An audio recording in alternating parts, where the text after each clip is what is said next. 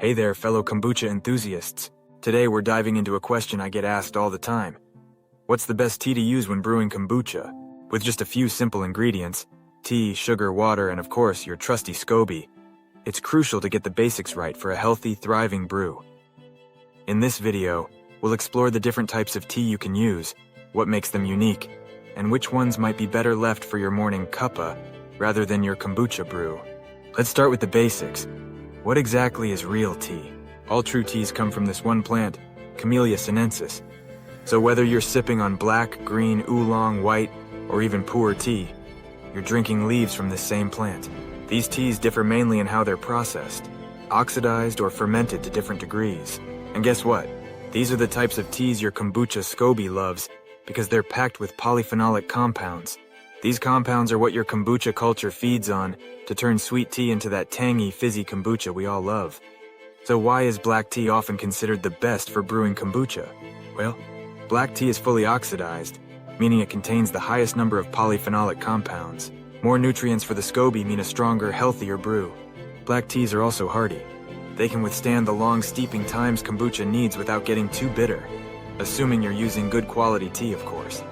Now, if you want to experiment, green, white, oolong, and pu-erh teas are all options you can try. Green tea, for instance, has a lighter, more vegetal flavor and fewer tannins than black tea.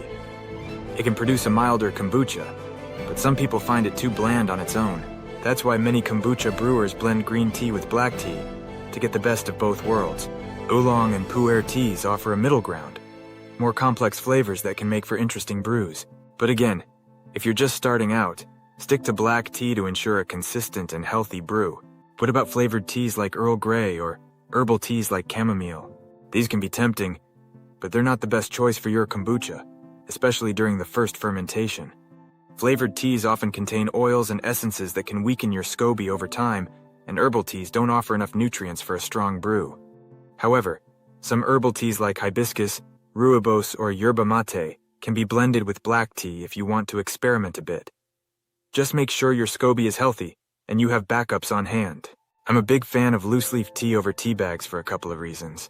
First, loose-leaf tea tends to be higher quality, with bigger leaves that release more nutrients during those long kombucha steeps. Tea bags often contain smaller, chopped-up pieces that can turn bitter if steeped too long. Plus, some tea bags might even contain chemicals like bleach in the paper.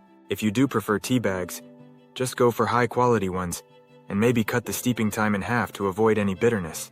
Have you ever wondered about the different pH of the kombucha? I mean, when the kombucha gets the right acidity to drink, how many days we need to brew before we have the perfect acidity, that it's not too much or too sweet? Then you are in luck, as in our next video, we are going to discuss everything you need to know about kombucha pH, acidity level, and much more. And then here you have it. We discussed in this video what type of tea is best for your kombucha. At the end of the day, the best tea for your kombucha is one that works well with your culture and gives you the flavor you enjoy. For beginners, I always recommend sticking to plain black tea to get a strong, consistent brew. Once you've got the hang of it, feel free to experiment. Just keep your SCOBY happy and healthy. Thanks for watching. Don't forget to like, subscribe, and hit the bell icon for more kombucha tips and tricks. Happy brewing!